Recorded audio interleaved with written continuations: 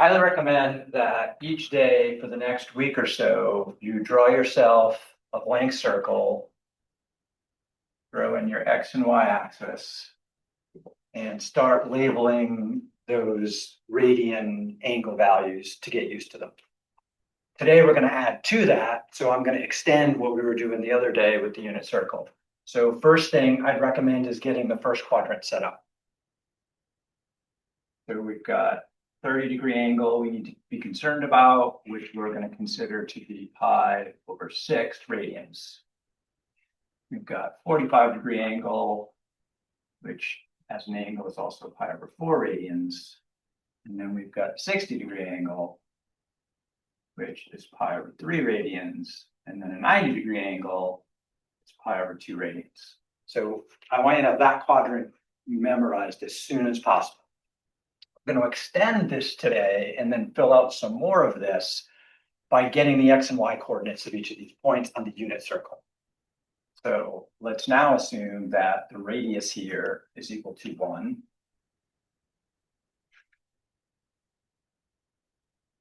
And I want to find, say, the X coordinate for this point right here. So off to the side, I'm going to do some work on another page, and I'm going to come back to this picture and start filling it out. So I've got just the first quadrant there. I have my angle over here of pi over 6. Vertical line there. That's my Y value. This distance to that intersection with that perpendicular is my X value. If this angle is a right angle, pi over 2, what's left for this angle up here? But sometimes, if we're not used to radian angles, we think back to degrees. This is 30 degrees here, and this is 90 degrees here. What does the green angle have to be to get 180 degrees? Has to be 60 degrees, or the radian measure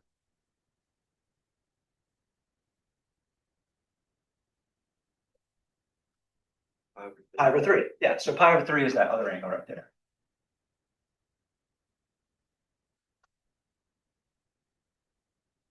Okay. So just side note off to the side here. Degrees, which we're more familiar with at the moment. We have a 30, 60, 90 triangle. I want to know what the X and the Y value are on those. What am I assuming the radius is at this point?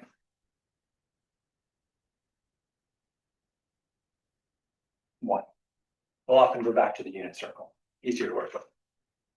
So to figure out what X and Y are here, I can just mirror this triangle below.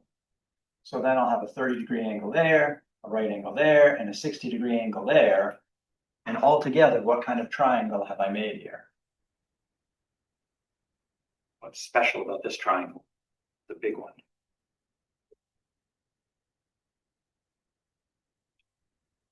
Full triangle, not another. Well, I mean, the original green triangle is a full triangle too. It's a right triangle, but the new one's not a right triangle. It's a equilateral. Why is it equilateral? It's equilateral because it's equiangular. Triangles that are equiangular are also equilateral. Okay? It's not true for other kinds of geometric shapes, but it's true for a triangle. So that means each of these sides is the same. And if this radius is 1 and that radius is 1, that means this side here has to be 1 also. So Y has to be 1/2, because there's 2 Y values from here to here, right? So that gives me 2Y is 1, or Y is 1/2. So back here, I now have a triangle where I know one side, I know a second side. I should be able to now find the third side using what famous formula? Pythagorean theorem. Yeah, Pythagorean theorem. We used it a bunch the other day. So applying the Pythagorean theorem here, I get x squared plus 1/2 squared equals 1 squared. Cleaning that up, we get x squared plus 1/4 equals 1. Subtract that fourth over. 1 minus a fourth would be 3/4. I'm going to stick with fractions instead of decimals. And then I can take the square root of both sides. So I get x equals plus or minus, technically, the square root of 3/4, which the 4 is inside the square root. I love that the square root of 4 is 2. So I can break the square root on the division and say this is plus or minus the square root of 3 and pull 2 out of the square root in the bottom. So that's the more common way of writing it. So now I know the x value here.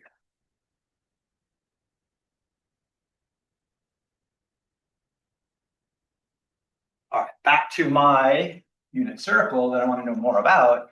So I know for the angle pi/6 that the x value is the square root of 3 divided by 2, and the y value is 1/2. And embarking into section 5.3, the cosine, COS, of an angle, in this case pi/6, defined to be the x value divided by the radius. In this case, the x value is the square root of 3/2. The radius here is 1, so it's just square root of 3/2. And then there's another thing we call a sine of some angle, in this case, the angle of pi/6. Sine is always going to be y over the radius. In this case, the y is 1/2. Dividing by a radius of 1 still gives us 1/2. So by finding the coordinates of each point on the unit circle for a given angle, we now know the sine value of the sine of that angle and the value of the cosine of that angle.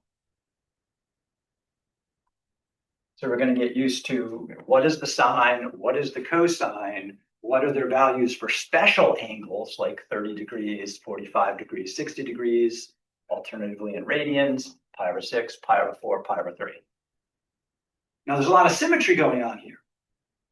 Symmetry that I can use here is that pi/6, right, we're pi/6 from the x-axis, pi/3 is pi/6 from the y-axis, which means x and y just switch places there, which is kind of cool. So now I also, based on my work on the other page, know that the point here, color, has to be x equals 1/2, which is the value of the cosine for pi/3, and y has to be the square root of 3/2, which is going to be the value of the sine of that angle.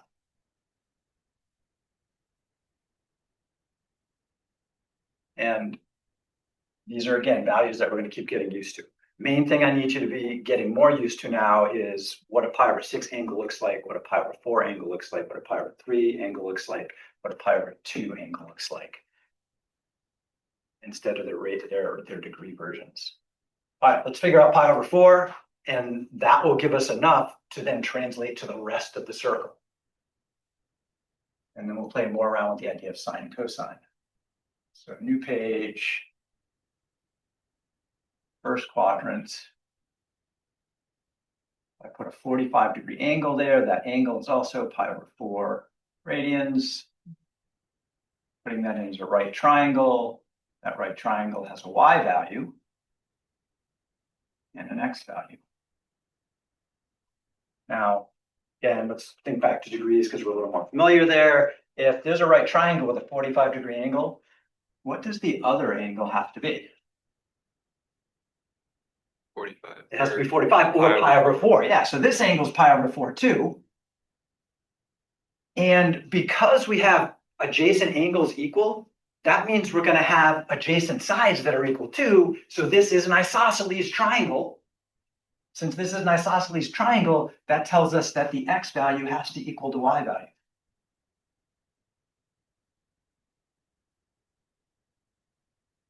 We're working with the unit circle here, so we know the radius is equal to 1. So if we apply the Pythagorean theorem here, x squared plus y squared equals 1 squared, we can substitute in x for y, because y equals x. So that's going to give us x squared plus x squared equals 1. Or 2x squareds is 1. Divide that 2 over, right? x squared is a half. Taking the square root. When we take the square root of a square, we get a plus or a minus. Deal with that later. And then I have the square root of 1/2. I like the square root of 1/2. I think it's a great number. In other math classes, you may have been taught to try to avoid having fractional radicals. So although this is a perfectly fine answer, often people will rewrite it by saying, well, this could be the square root of 1 over the square root of 2. Square root of 1 is just 1, so that means I get rid of this plus or minus 1 over the square root of 2. There is some bias against having square roots in the denominator, so often people would do what's called rationalizing the denominator. To do that, you would just multiply top and bottom by the square root of 2. What's the square root of 2 times the square root of 2? 2. Just 2. So then an alternative way to write this is plus or minus the square root of 2 all over 2. And check on your calculator. Type in square root of 1/2. Type in square root of 2 divided by 2, and you see they're the same number. They're about 0.7-ish. Let's just double check. Calculator's our friend in this class. Desmos. So SQRT of 1 over 2, 0.7-ish versus the square root of 2. Then get outside and divide that by 2. We see, yeah, same number. Okay. So the historical reason for why we rationalize the denominator is before calculators, we had to look this shit up in a book. So it was less things to look up in a book because you could look up the square root of 2 and then cut it in half on your own. But these days, I don't think that's necessary, but it's still stuck in the popular culture of mathematics.